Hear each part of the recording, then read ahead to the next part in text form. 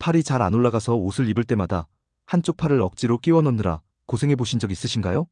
머리를 감을 때 팔이 머리 위로 올라가지 않아서 억지로 반대손을 쓰거나 가족의 도움을 받아보신 적은 없으신가요? 처음에는 단순한 근육통이겠거니 생각하시다가 며칠 몇 주가 지나도 좋아지지 않으면 불안한 마음이 드는 게 당연합니다.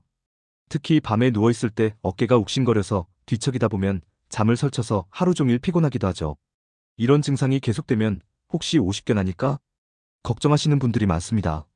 사실 오십견은 누구에게나 찾아올 수 있는 질환이고 특히 50대 전후로 흔히 나타나기 때문에 이름도 오십견이라고 불리게 됐습니다. 문제는 이 통증이 단순한 근육통처럼 며칠 만에 나아지지 않는다는 점입니다. 아무리 파스를 붙이고 약을 먹고 안마를 받아도 시원하게 낫지 않으니 답답하고 속상해지는 거죠. 그리고 이 통증이 단순히 불편한 수준에 그치지 않고 옷을 입거나 머리를 빗거나 심지어는 등을 긁는 일상적인 동작 하나하나를 힘들게 만들어버립니다. 이쯤 되면 삶의 질 자체가 떨어질 수밖에 없죠. 오늘은 이렇게 많은 분들이 겪고 있는 오십견에 대해 자세히 알아보고 어떻게 하면 조금이라도 덜 아프고 더 빨리 회복할 수 있을지 말씀드리겠습니다. 오십견은 의학적으로 동결견이라고 부릅니다. 말 그대로 어깨 관절이 얼어붙은 것처럼 굳어버리는 질환이에요. 보통 나이가 들면서 단순히 근육이 뭉치거나 일시적으로 뻐근한 것과는 다릅니다. 관절을 싸고 있는 관절막에 염증이 생기고 그 염증이 오래가면서 관절막이 두꺼워지고 점점 굳어버리는 게 오십견의 본질입니다. 그래서 팔을 위로 올리거나 뒤로 돌릴 때 극심한 통증을 느끼게 되고 단순히 근육을 풀어주는 마사지나 파스로는 해결이 잘 되지 않는 경우가 많습니다.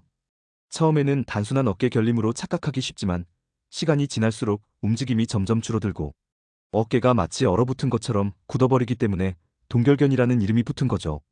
특히 생활 속에서 아주 사소한 동작에도 큰 제약이 생기기 때문에 이게 단순 통증이 아니라 병이구나 하는 걸 뒤늦게 깨닫는 경우가 많습니다. 오십견의 가장 대표적인 증상은 팔을 자유롭게 올릴 수 없다는 겁니다. 예를 들어 옷을 입으려 팔을 뒤로 젖힐 때 마치 벽에 걸린 것처럼 움직임이 멈추고 통증이 번쩍하고 밀려옵니다. 머리를 감거나 빗을 때도 팔이 위로 올라가지 않아 불편을 겪게 됩니다. 또 중요한 특징 중 하나는 밤에 통증이 더 심해진다는 점입니다. 낮에는 어느 정도 참을만 했던 통증이 밤에 누워있으면 더 욱신거려서 잠을 설치거나 새벽에 자주 깨게 되는 거죠. 이로 인해 수면 부족에 시달리게 되고 다음날 일상생활에도 영향을 미칩니다. 특히 피곤이 쌓이면서 기분이 가라앉고 활동량도 줄어드는 악순환이 이어지게 돼요. 그리고 오십견은 한쪽 어깨에만 나타나기도 하지만 양쪽 어깨에 번갈아 나타나는 경우도 많습니다. 한쪽이 나아지나 싶으면 다른 쪽이 아프기 시작해서 몇 년 동안 불편을 겪는 분들도 적지 않습니다. 오십견은 보통 50대 전후에 많이 생기지만 사실 누구나 겪을 수 있는 질환입니다. 가장 큰 원인은 나이와 관련이 있습니다. 나이가 들면 어깨 관절을 둘러싼 관절막이 점점 탄력을 잃고 굳어지기 쉽습니다. 특히 50대 이후에는 노화가 빨라지면서 염증이 생기면 쉽게 굳어버리죠. 두 번째 원인은 기저질환입니다. 당뇨병이나 갑상선 질환이 있는 분들에게서 오십견이 더 흔하게 나타납니다. 혈액순환과 염증 조절이 잘 되지 않다 보니 관절막에도 영향을 주는 겁니다. 세 번째는 외상이나 부상입니다. 교통사고나 낙상처럼 큰 충격을 받은 뒤 어깨를 제대로 쓰지 못하면 그 사이에 관절이 굳어버릴 수 있습니다. 또 팔을 다쳐서 깁스를 하고 몇 달 동안 움직이지 않으면 그 후에 오십견이 찾아오는 경우가 많습니다. 네 번째는 생활습관입니다. 하루 종일 책상 앞에 앉아서 일하는 직장인, 컴퓨터와 스마트폰을 오래 보는 생활, 이런 것들이 어깨 관절에 부담을 주고 결국 오십견의 원인이 되기도 합니다. 반대로 어깨를 과도하게 사용하는 것도 문제입니다. 무거운 물건을 자주 드는 분들, 팔을 머리 위로 반복적으로 쓰는 직업군, 예를 들자면 목수, 도배사, 미용사 같은 직업에서 오십견이 더 자주 나타납니다. 여성분들의 경우 폐경 이후 호르몬 변화도 오십견 발생에 영향을 줄 수 있습니다. 호르몬 변화가 관절 건강에도 작용하면서 통증을 더 쉽게 느끼게 되거든요. 결국 오십견은 한 가지 이유만이 아니라 나이, 질환, 생활습관, 외상 같은 여러 요인이 겹쳐서 생기는 경우가 많습니다. 그래서 단순히 나이 탓이다라고 넘기지 말고 자신의 생활습관과 건강 상태를 돌아보는 게 중요합니다. 오십견의 특징 중 하나는 시간이 지나면 자연스럽게 좋아지기도 한다는 겁니다. 보통 1년에서 2년 사이에 통증이 줄고 움직임이 점차 회복되기도 합니다. 하지만 그냥 두고 보기에는 그 시간이 너무 길고 고통스럽습니다. 또 관리하지 않으면 회복 속도가 늦어지고 심한 경우에는 관절이 완전히 굳을 수도 있어요. 그래서 조기에 관리하는 게 무엇보다 중요합니다. 비수술적 치료로는 물리치료가 기본입니다.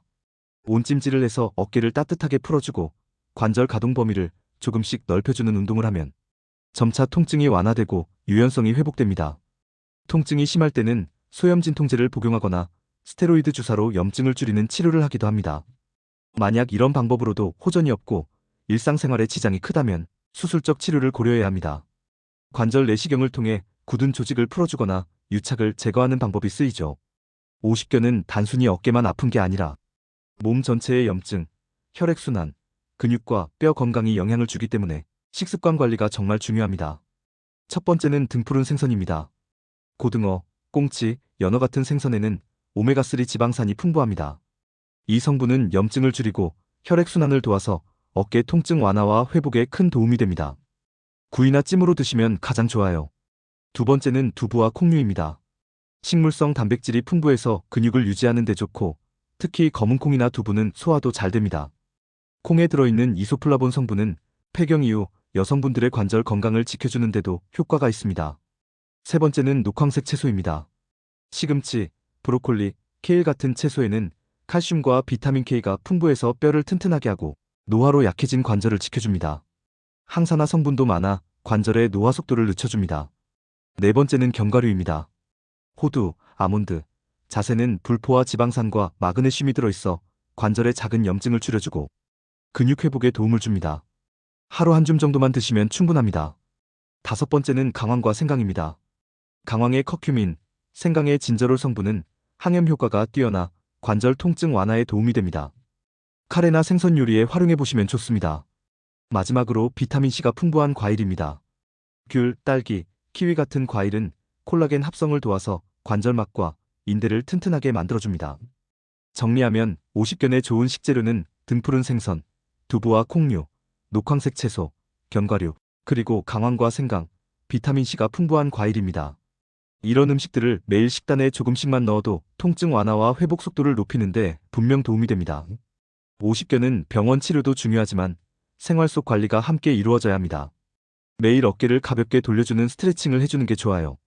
예를 들어 벽에 손을 대고 팔을 조금씩 올리거나 수건을 잡고 양팔을 뒤로 당겨주는 동작은 어깨 관절을 부드럽게 유지하는 데 도움이 됩니다. 또 추운 계절에는 반드시 어깨를 따뜻하게 해주셔야 합니다. 차가운 바람에 오래 노출되면 관절이 쉽게 굽고 통증이 악화되거든요. 일상생활에서는 같은 자세를 오래 유지하지 않는 게 중요합니다. 특히 컴퓨터나 스마트폰을 오래 보시는 분들은 중간중간 일어나서 어깨를 움직여 주시는 게 필요합니다. 그리고 무엇보다 중요한 건 무리하지 않는 것입니다. 통증이 심한데 억지로 운동을 하거나 무거운 물건을 드는 건 회복을 늦추고 오히려 증상을 악화시킬 수 있습니다. 따라서 자신의 몸 상태를 잘 살피면서 가볍고 꾸준한 운동을 실천하는 게 핵심입니다. 50견은 누구나 겪을 수 있는 흔한 질환이지만 관리를 어떻게 하느냐에 따라 회복 속도는 크게 달라집니다. 그냥 시간이 지나면 낫겠지 하고 방치하기보다는 생활 속에서 조금씩 움직여주고 필요할 땐 치료를 받는 게 가장 현명한 방법입니다. 어깨 건강은 하루아침에 지켜지지 않습니다. 작은 습관들이 모여서 통증을 줄이고 생활의 질을 회복하게 됩니다. 오늘 영상이 도움이 되셨다면 좋아요와 구독으로 건강한 하루를 함께 만들어가길 바랍니다. 앞으로도 여러분의 어깨 건강, 그리고 삶의 활력을 위해 좋은 정보 전해드리겠습니다.